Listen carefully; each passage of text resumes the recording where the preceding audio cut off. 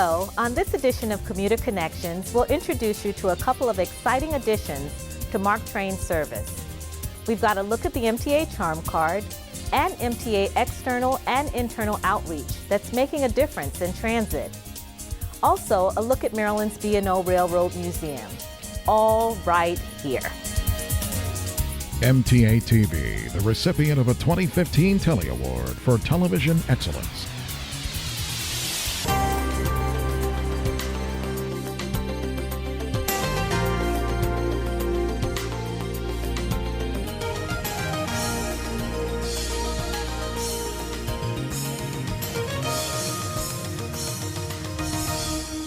I'm Sandy Arnett. Welcome to Commuter Connections. MTA is dedicated to providing safe, efficient, and reliable world-class transportation on all its services, including MARC Rail, where two new exciting things have been added to service there. New bi-level train cars, which are a hit with passengers, and additional bike train cars on the MARC Penn line. Joining us with more on both is MARC's Assistant Chief Transportation Officer, Dave Johnson. Dave, thanks for joining us today. Thanks for having me, Sandy.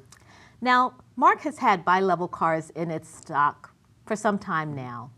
How do these new trains differ from the ones that are already currently in the system? We've had bi-level cars in the MARC Rail service since 2000. Our original set we purchased in 2000. These new cars, which we've recently acquired, are similar in design. Passengers enter on the middle level and then go either up or downstairs for most of the seating on the cars. The new cars have several additional features, including electrical outlets at every seat, larger restrooms, automated public address systems, as well as energy-efficient lighting. All lighting on board the cars is LED.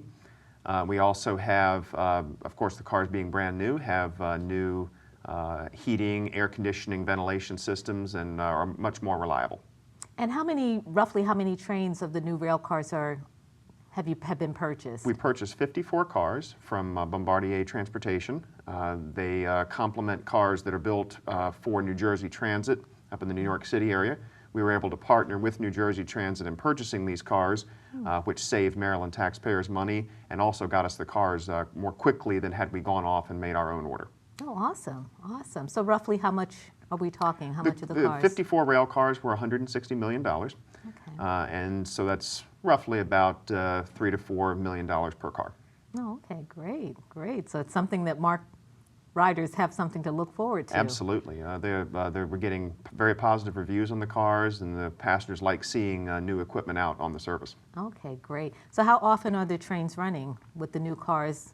The new cars are primarily running on the Camden and Brunswick line, and they also operate on the midday service on the Penn line.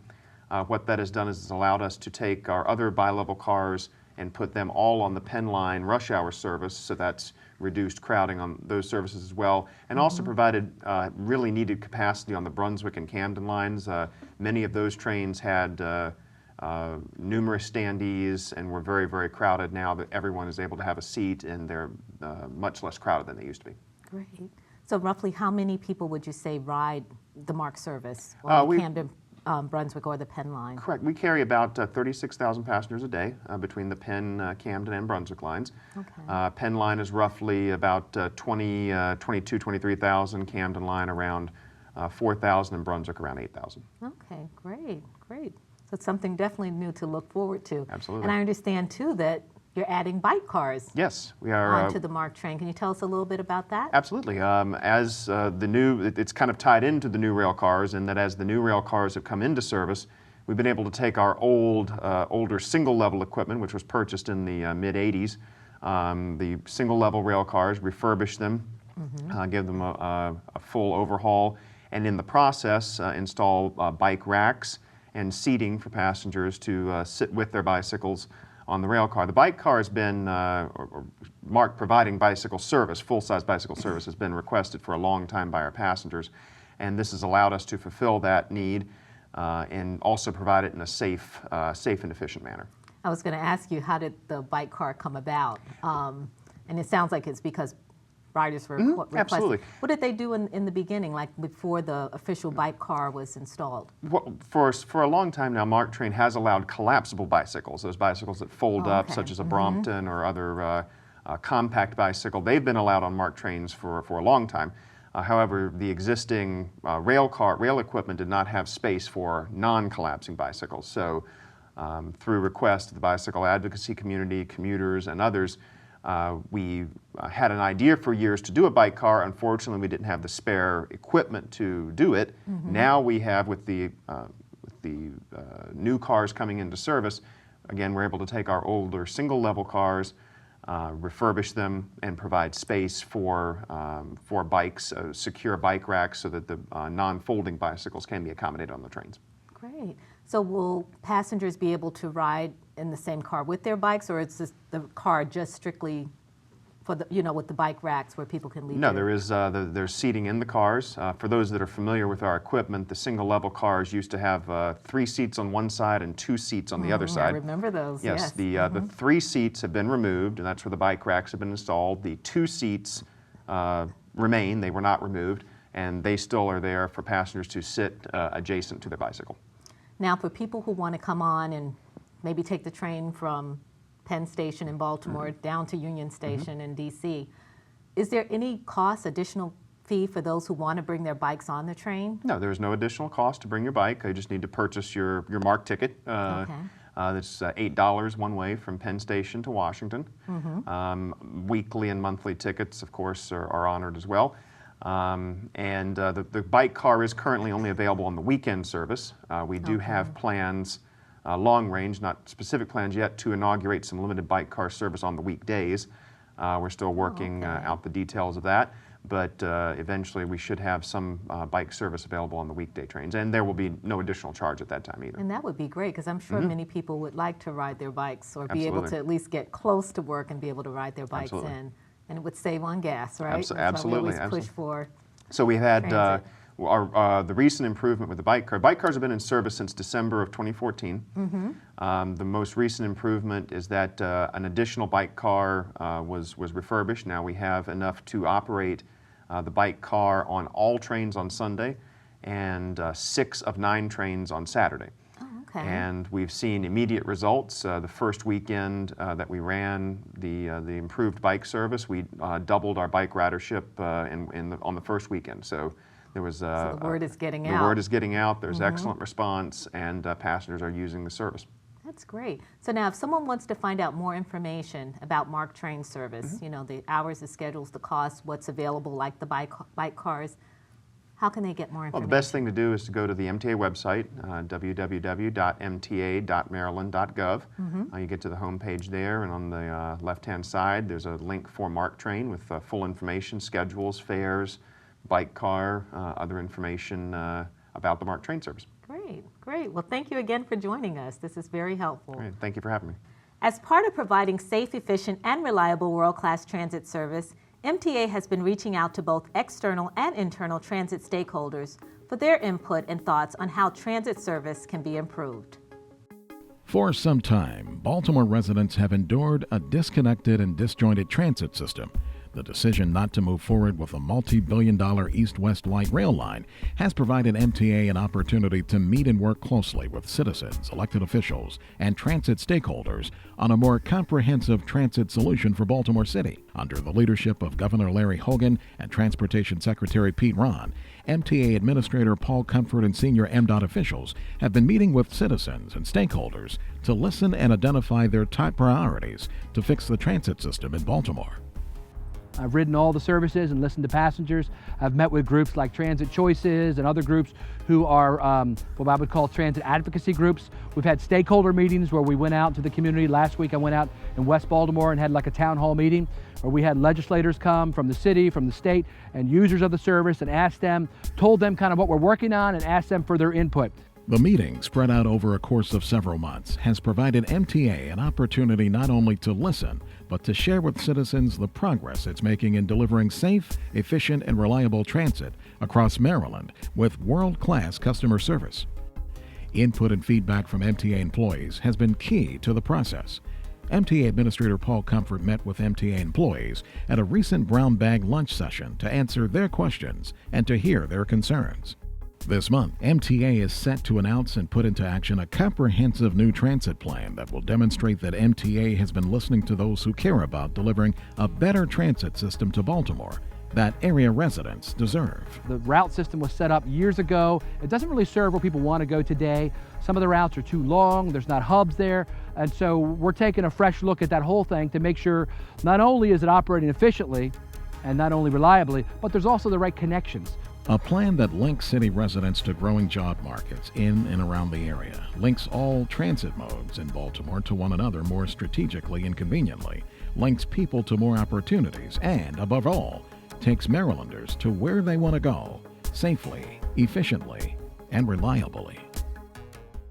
Coming up next, a look at how the MTA Charm Card is making the commute a little more convenient for those who travel on transit. Stay with us.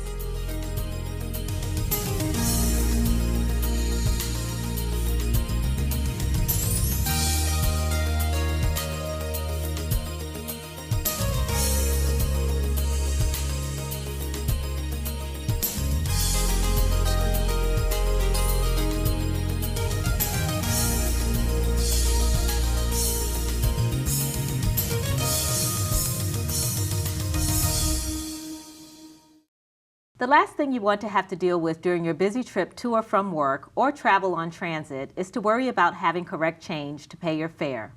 The MTA has an answer for that, and it's called the Charm Card. It's a hassle-free way to pay your fare, and Scott Corbin of the MTA Fare Collections Division joins us with more on the card and how it works. Hi, Scott. Thanks for joining us today. Hi, thanks for having me.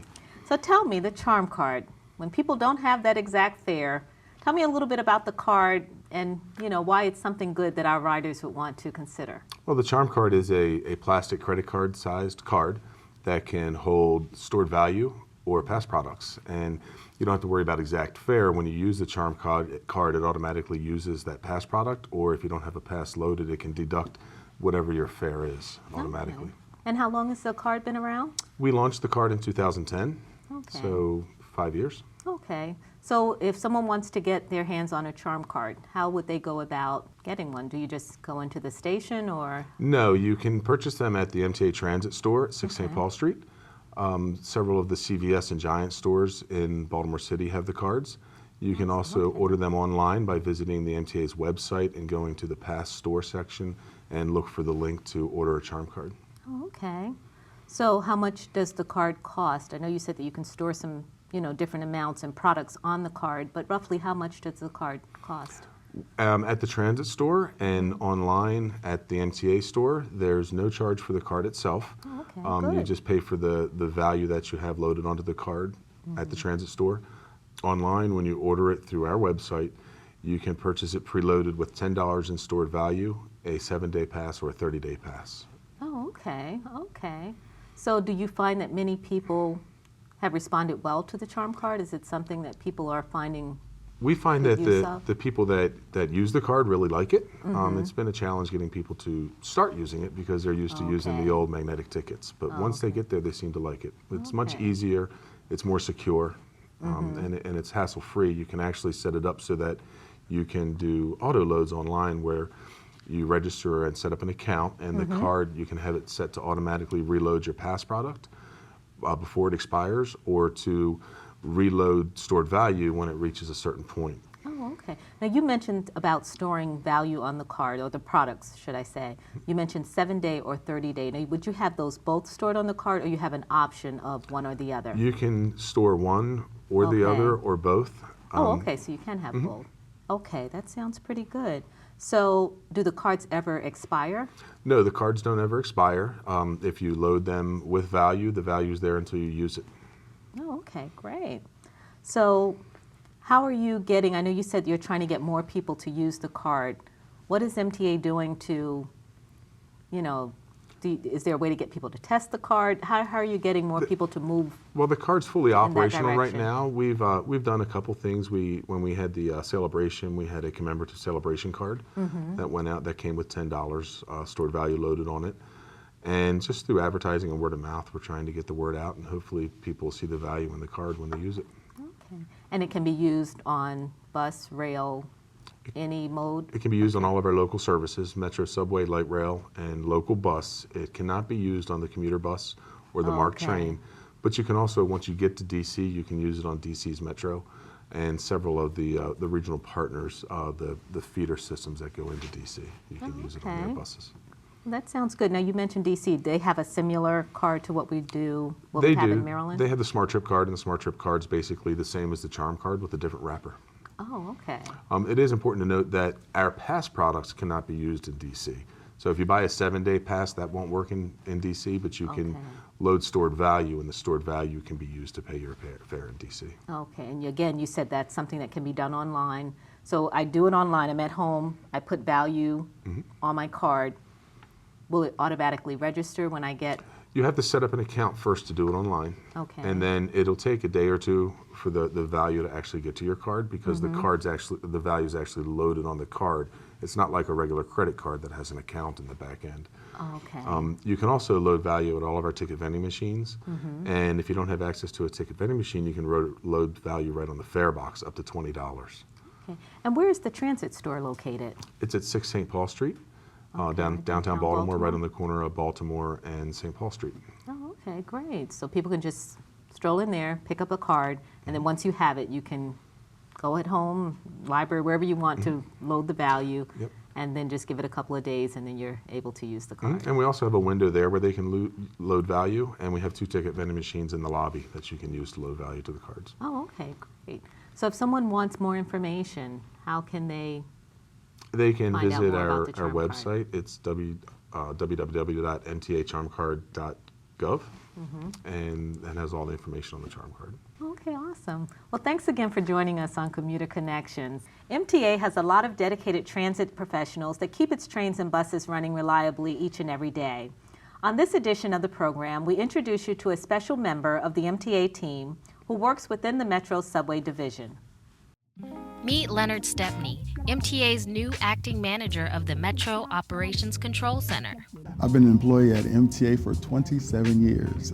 I started as a part-time bus operator and just worked my way up, and started about 3 weeks ago to a month ago as the acting manager of the Metro Operations Control Center. My main focus is to oversee the Operations Control Center for Metro. I oversee 15 controllers who, on a daily basis, they control everything about the main line, from Johns Hopkins to Owens Mills, from traction power to setting signals, troubleshooting trains to station issues, everything. And it's my job as manager to make sure that the controllers have all the resources that they need. Outside of the MTA, Leonard takes every opportunity to showcase his performing talents. I'm a very active member of my church. I sing on several choirs. I sing on the mass choir and also sing on the male chorus choir. One thing I am really passionate about is acting. I love the stage. I have an upcoming event coming up in December. It's called the My Big Fat Ghetto Fabulous Wedding. I'll be playing a father who has a son that's getting married, and his budget for the wedding is less than $1,000, including the reception. So it's a wedding that you don't want to miss. I've done other stage plays, including The Teacher's Lounge, which starred Deatra Hicks, one of Tyler Perry's actresses. My choir and I, we did an episode on House of Cards, which will be airing shortly. And also did Discord in the Choir, where I played the main character, the Reverend Right Just. It was one of my most major roles, I would say. And also, Discord in the Choir is a play where I've actually met my wife. With a variety of performances under his belt, Leonard has one annual part that he just can't refuse. Actually, one of my favorite roles was playing Santa Claus for MTA. The controllers, we used to adopt families every year, and one of the little girls, she wanted a It's Alive doll. And when we were giving the gifts to the little girls, she basically threw it to the side and jumped in my arms and squeezed me and said, "I love you, Santa Claus." And that's why I continue to do Santa Claus every year for MTA. Whether it's a lead role in a play or a lead role at the MTA, you can count on Leonard to give it his all. Coming up next, a trip to Maryland's B&O Railroad Museum. Stay with us.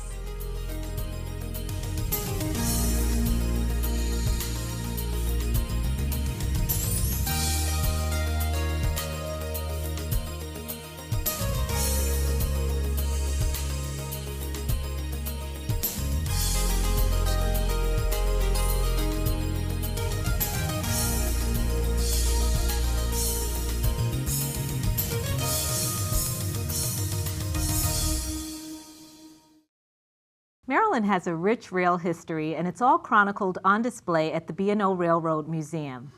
The museum is a great place to visit and an exciting place the entire family will enjoy. Joining us with a look at what you'll find there is B&O Museum's Chief Curator, David Shackelford. David, thank you for joining us today. It's great to be here. The B&O Railroad Museum, that's an awesome place. Tell us a little bit about it and how it all came to be. Oh, sure. The museum has a rich history because, of course, the B&O Railroad has been synonymous with Maryland and with Baltimore. The railroad dates back to 1827. It's one of the first railroads in the country. And through its history, very early on, they decided to save many of their historic pieces. And that would form the core of a collection of a museum that would be basically introduced by the railroad in the 1950s. And that's the core of our collection. And basically what we do at the museum is we have about 200 pieces of rolling stock, and we pretty much tell the history and how the history of railroading in America intertwines with the city of Baltimore and the state of Maryland. Wow, so you're getting rail cars from all over. Oh, a lot. We have a huge collection, collection. So what would you say is your biggest attraction right now? Well, our biggest attraction, it's kind of hard to say because there's some people who like the trains, so they just want to come down and they want to see where our strength is our 19th century railroad steam collection, and it's second to none. But we also have a lot of families that like to come down to the special events that we have, whether it's our Christmas exhibit or our Easter activities, or they want to come and visit with a day out with Thomas. So we get a nice cross-section of those who are interested in history and those who are actually want to bring their families down and have a good time. That sounds great. So how many people would you say does it take to run that place? Because that's a pretty big operation that you have over there. Yeah, we have 40 acres and 5 historic buildings, and we do run a regular railroad. So that whole operation, we're able to do that with probably about 40 people. The majority of those, I'd say 30 are full-time, and the rest are part-time. And then we have a hardcore docent population of volunteers that's probably about close to 120. And they help keep the site going. That's great. That's great. And I guess, again, train lovers, so they don't mind volunteering and helping out, Not at right? all. Not at So all. do people, if you visit the museum, do you get to actually ride the trains or walk through them? Well, when you come down to the museum, there's lots to see and do, and it's really, you kind of have to plan your day. Those who have young kids that really love trains can end up spending from 4 hours to some who will spend a whole day. So it really kind of depends what you want to see. We offer train rides on Thursday, Friday, Saturday, and Sunday. Check our website for information. It'll tell you the times that the train run, the cost, and we'll also tell you what special events we have coming up so that you can plan appropriately. And then basically just come on down and check us out. Oh, okay. So roughly how many people would you say visit the museum each year? Each year we do anywhere from about 150 to 200,000 visitors a year is what we do. Oh, quite a few people. Wow, and I'm sure a lot of those are children. Lots of that love children, to come. lots of Okay. children and lots of school groups. Now, I understand that MTA has a bit of history at the museum. Tell us a little bit about the MARC trains that are on display. Sure, we have several MARC trains that are on display right now. One is the MARC 7100, which is actually a cab-controlled unit that was refurbished off of an old F unit, which is your very typical 1950s diesel freight engine. It's really neat. We have what we have now renamed the Royal Blue. It used to be the MARC 1, which was a round-end observation car from the New York Central. And all of our passenger cars that we use for our train ride started out as MARC coaches. And they were donated to us in MARC livery, and we've refurbished them and repainted them in a B&O inspired paint scheme, and it continues to provide service for all of those who take train rides today. That's great. So, you know, with maintaining these trains, they have a lot of history, like you said, some date back quite a while. How do you keep them, you know, how do you manage the upkeep? And you mentioned painting, and do you have to be careful because if these are older cars, handling them a little differently? Well, it's interesting because one of the things, as a lot of your viewers may know, back in 2003, our roundhouse roof collapsed. and did a lot of damage on the collection. remember that. And one of the things that we were able to do out of that is take some of the insurance money and open a restoration facility. And that building, it's the big red barn that's close to Carroll Park. And down there, what we're able to do is maintain our operating fleet of diesel and steam engines, our passenger coaches that we use for the train ride, and actually do restoration on the historic pieces. And each piece presents its own challenge, and there's always something new that you'll find, whether it's how they attach the pieces together to the layers of paint that you find underneath. But having that facility has saved the museum a significant amount of money that we're able to put back into our operations. And you mentioned the holidays, so with Christmas coming up, what would a visitor see there at the museum? For us, holidays, especially in Maryland, most people think about toy trains under the tree, have your own train garden. So for many years, we've done what we call the Holiday Festival of Trains, where we would have different model train layouts every weekend. Now this year, just this past year, we changed it slightly. Now we're calling it the Magical Holiday Express. And basically what we do is we still have those groups come down, but we also have more activities for that are family friendly, more for the kids to do. And each weekend is a themed weekend, and it's worked out really well. Now, brand new this year, Thanksgiving weekend, we are doing the Polar Express. So check us out online because there's limited seating available for this, and we have 15 trains that we're running the Friday, Saturday, and Sunday after Thanksgiving, and it's going to be a huge event. So if you're familiar with the book and with Tom Hanks, this is a great place to bring your kids to experience that. That sounds awesome. So what is the cost for the museum? Cost, what I would say is it's going to vary depending upon your age. So the best thing to do is check out our website at www.borail.org, and again, you can find out everything from your ticket admission to rail prices to special events. Best place to go for information. And your hours of operation. Everything is there. Okay, Dave, thank you so much for joining us. Sure. That brings us to the end of another Commuter Connections program. Thanks for joining us. We'll see you next time. Take care.